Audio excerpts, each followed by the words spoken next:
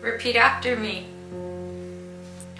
I am the calm in the center of the storm.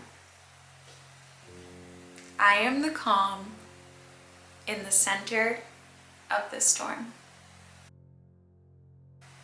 You are the calm. I think of those posters which are so popular a couple of years ago. Keep calm and carry on. That's the guidance for any eclipse. I want you to imagine a lighthouse. It's your mission to be like that lighthouse. Be a shining light so that those who are lost in the choppy waters can find their way. Eclipse time is a time to put on your own oxygen mask first. It's a time to take care of you, embrace sacredness, watch and wait for the arrival of fate. Eclipses are periods in which destiny is enacted. Eclipses represent beginnings. Eclipses represent endings. Eclipses represent change. If a person is meant to experience an ending, that ending will happen. If a person is meant to experience a beginning, that beginning will happen. What is meant to be will be. This is not a time for messing around. This is not a time for rushing out. This is not a time for trying to get a bunch of stuff done. Throughout human history, during eclipses, just imagine an eclipse in a period before electricity especially, where suddenly the light is blocked. During eclipses, people would stay inside, keep quiet, pray, fast.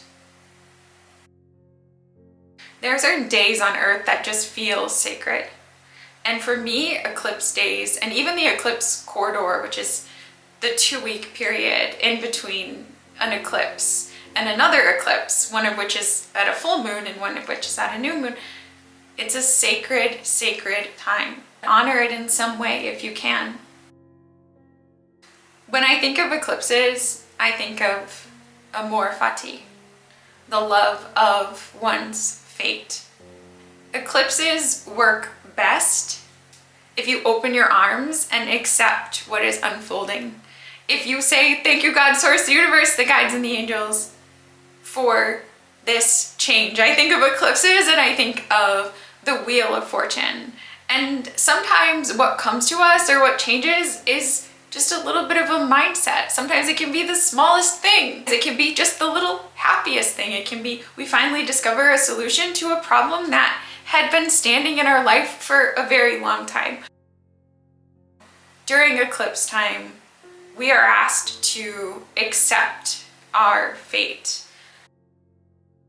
If you are energetically sensitive during eclipse time, you are almost definitely going to feel the intensity of the energy. And some of that comes from the planetary alignments, but most of the intensity comes from other people who are stressed and overwhelmed by the changes that are happening.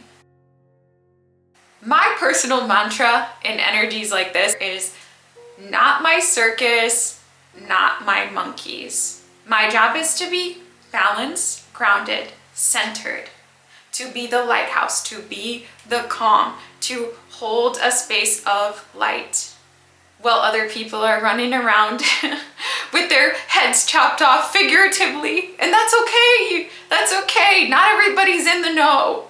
But if you're watching this video, you're in the know.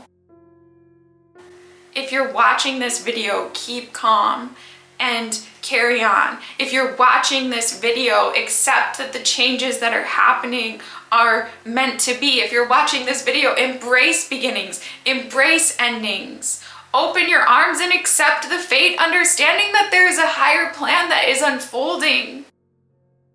If you or someone you know experiences an ending during an eclipse, it's important to accept that that is almost definitely a permanent ending. And that can be difficult. Sometimes it can be for a person the ending of a job, or the death of a loved one, or the ending of a marriage or something that they held dear. Perhaps the most appropriate words of affirmation for that person is, this was meant to be. Because the things that happen during eclipse times are meant to be. I know it's hard. I'm sorry that you experienced this. I have a feeling that this was meant to be. I have a feeling that there's nothing you could have done to change this. I have a feeling that this was fate, and I'm here for you.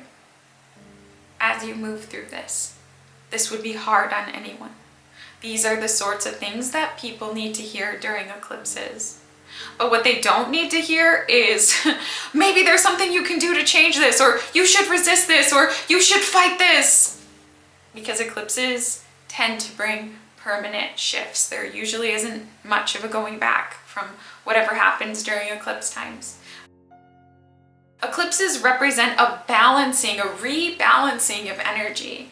So when you're looking at the astrology of a specific eclipse, it's really important to take into account the houses that are involved and understand if those two houses are out of balance. Eclipse time is about bringing those two topical areas back into balance again. Your mind doesn't have to figure out how to do that. The universe is going to make sure that it's done. In the grand scheme of things, what happens at eclipse times is always in the greatest good. From this, good shall come. Don't let yourself get pulled into the drama or into other people's problems. Embrace acceptance, embrace quietude. If you can afford to do so, take the day off. Keep quiet, stay inside, don't stir up trouble, don't get pulled into the drama. During eclipses, especially the peak of eclipses, I often don't answer my phone. I often don't look at my phone. I let each person receive their fate. I let each person receive their fate. And then when the energy has calmed down, I check and see what fate was given. During this next eclipse, I will be taking the day off. I have had the day off and the days around the eclipse off on my calendar for quite some time. As a psychic and astrologer, what does it mean to me to have the day off? It means I don't have any readings scheduled, because I understand my clients are going to go through change and some people are going to need support. My job is to hold a space of heightened energy and wait. Wait for people to come to me, those who need guidance, and be available when they come.